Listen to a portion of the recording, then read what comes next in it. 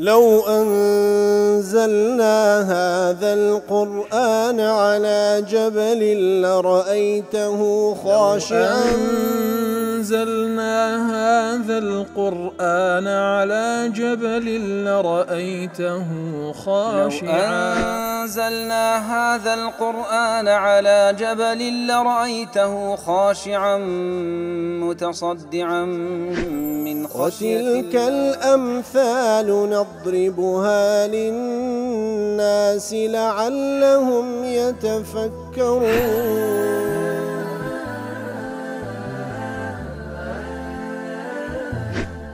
الحمد لله والصلاة والسلام على رسول الله وعلى آله وصحبه ومن والاه. السلام عليكم ورحمة الله. برزان خوش حالم لواني نوصت وشيست وحف لواني كاين تفسير قرآني بيروز بيم وخزمتان بمبست رزامان دي رب العالمين وهوادان بإيوي آزي السودي لور بقرن. أعوذ بالله من الشيطان الرجيم. بسم الله الرحمن الرحيم. والذين كفروا بعضهم أولياء بعض إلا تفعلوه تكن فتنة في الأرض وفساد كبير. بەڵخۆشەویستان وەکو لە ئاەتەکەی ڕابردوو خوای گەورە باسی لە ئیمانداران کە لە مهاجرین و ئەنسار ئەوان کە ئەولیا و دۆستی یەکترین لەو ئاتەش دەفەرمی کەسانێکی کافریش ئەوانیش دۆست و ئەولیای یەکترینە و کوفرەکە کۆیان دەکاتەوە. ئیلا تەفعەلوه ئەگەر لە مقابلدا کەوە کافرەکان پاڵپشتی یەکترین ئەنگۆی ئیمانداریش نەمنە پاڵپشتی یەکتری لە نەتیجەدا تەکون فتنة فساد كبير فتنة و فسادیەکی گەورە لەسەر ڕووی زەوی بەرپا دەبی. والذين كفروا بعضهم أولياء بعض وەکو لە تەفسیری قاسمی ئەی فلا يتولاهم إلا من كان منهم واتە کافرەکانن کەوا دۆست و پاڵپشتی یەکترین هیچ کەسێک نابتە دۆستی کافران مەگەر بەخۆی کافر نەبی. هیچ کەسێک نابتە دۆستی کافران مگر بخوي كافر نبي. ففيه إشارة إلى نهي المسلمين عن موالاتهم كوات الليرة كذا فرمي كافر كان بالبشتو دوستي يكترين أو إشارة له كوا نبي مسلمان دوستاتي أوان بكن وإيجاب مباعدتهم ومصارمتهم بلكوا بيتسانا وبيستا ليان دور كونوا تند بن لقاليان نوك دوستاتي ونرمي بنوين لقاليان وإن كانوا أقارب أجر بيت وان خزمشيان بن وقد استدل به على أنه لا توارث بين المسلمين والكفار وهروها وكو آتوت سندين حديث شاتلو بابتا كسي مسلمان وكافر أجر خزمي يكتريج بن كرباب يكتريج بن براي يكتريج بن ميراتي يكترين آجرا. روى الحاكم في مستدركه عن أسامة عن النبي صلى الله عليه وسلم قال لا يتوارث أهل ملتين كواتا أهل دو ملة واتكسك جولكي لقال كسي شديان أو ميلات يكترينا أجر براي يكتريج بن ولا يرث مسلم كافرا ولا كافر مسلما. هيز مسلمان شنابتا ميلاد جري كافرك هيز كافر شنابتا ميلاد جري مسلمانك إنزا أو آتيخين والذين كفروا بعضهم أولياء بعض. رواه الشيخان أو باب الحاكم المستدركين أيتيو ورواه الشيخان عنه بلفظ لا يرث المسلم الكافر ولا الكافر المسلمة عيني همان معنى دبخشيكوا مسلمان وكافر ميراتي يكترين آجرا. لمحرر في التفسير دفن والذين كفروا بعضهم أولياء بعض دفن هذه العبارة ترغيب وتحريض راستي هاندانا وإقامة لنفوس المؤمنين هاندان لبو إيمان داران بويكوا كما تقول لمن تريد تحريضه عدوك مجتهد فاجتهد أنت. تفنبوكو أويدتا بيرساوان كاتك وبكسك ضلي أها دجمنك تسن مجتهدة كو هول ددا دي معنى أتوجد بي هول بدي كواتا هاندانا كافر كان أوها باربشت يكترين من باب أولاد بإيمان داران باربشت يكتريبن أجر وانا كان إلا تفعلوه تكن فتنة في الأرض وفساد كبير أي إلا تفعلوا ما أمرتكم به من التواصل وتولي بعضكم بعضا كأجر وانا كان وكفرمان تام بيكرال ويكوال قال يكتريبن أنقوي إيمان دار دوستو بشتوان يكتريبن ومن قطع العلائق بينكم وبين الكفار وەکو فەرمانتان پێکرا پاڵپشتی یەکتری بن و لەگەڵ کافران عیلاقە و دۆستایەتی و بەسەرخستنتان نەبی ئەگەر وانەکەن تحصل فتنة في الأرض ومفسدة عظيمة فتنة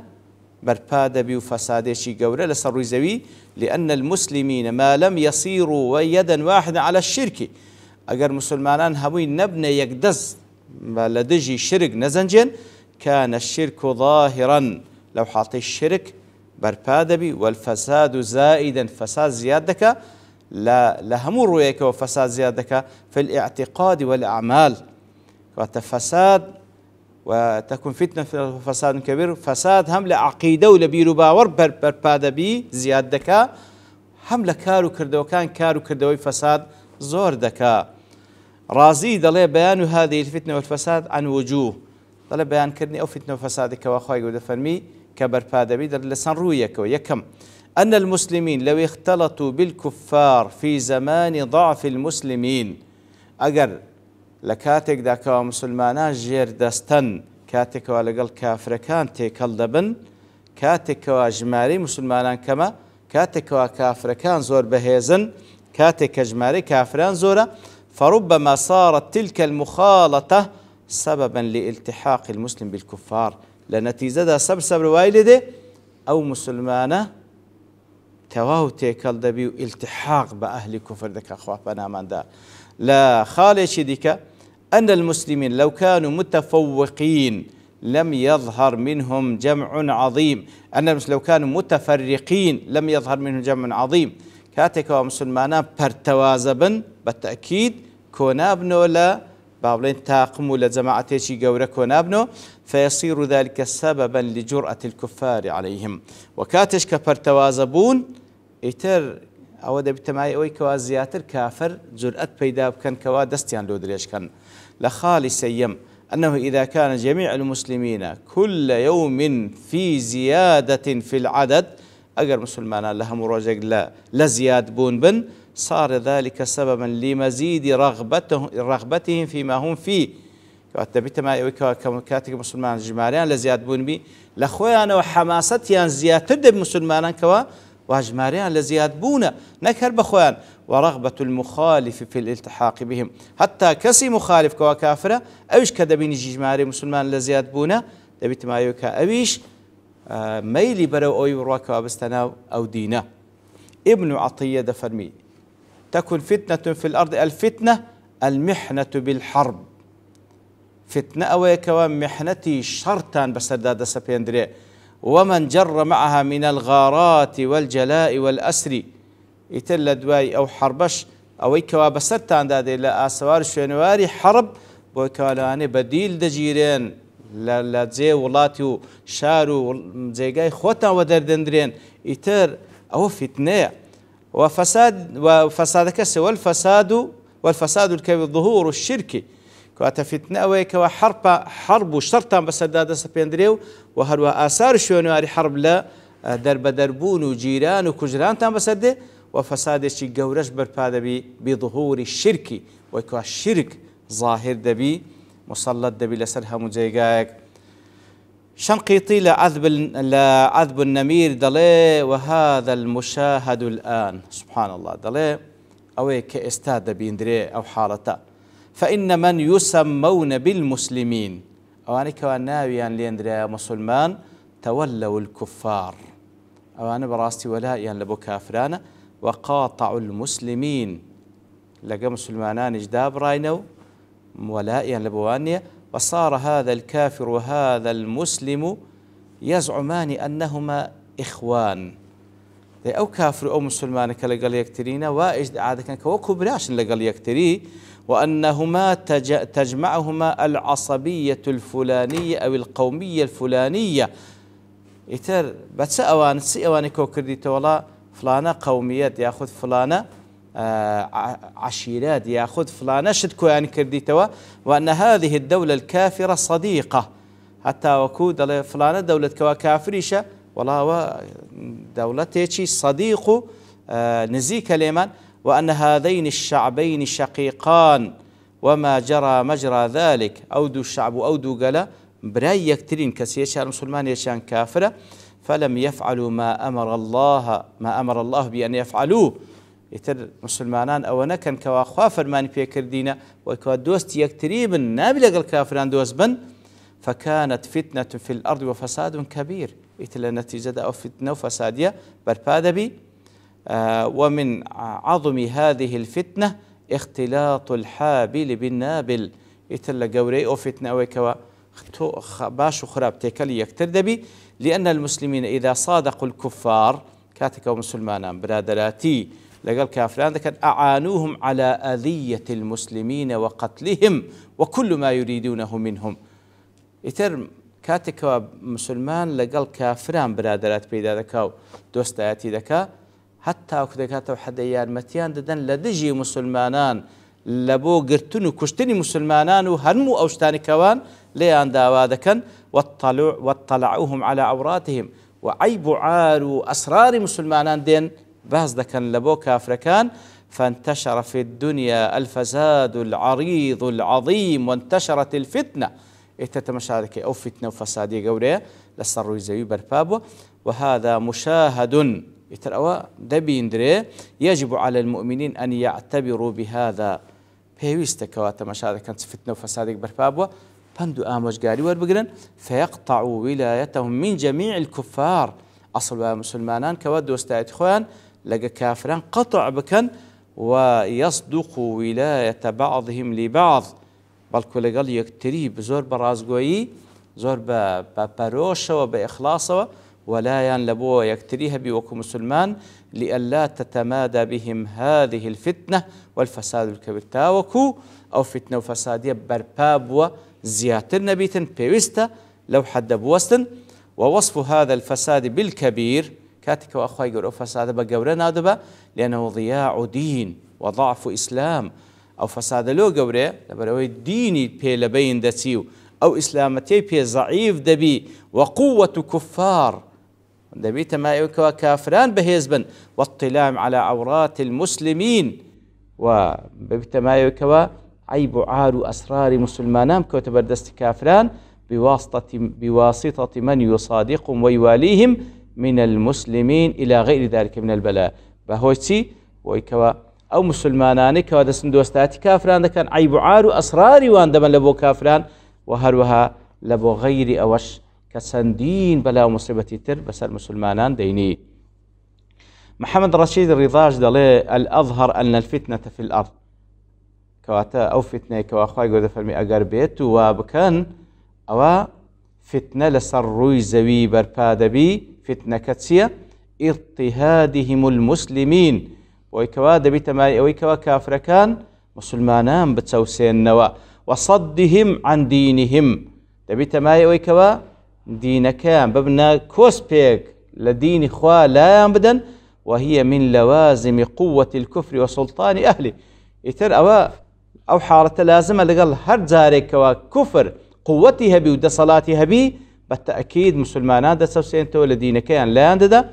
وهرها الفساد الكبير من لوازم ضعف الإسلام وهو فساد قوراش أويش يقلا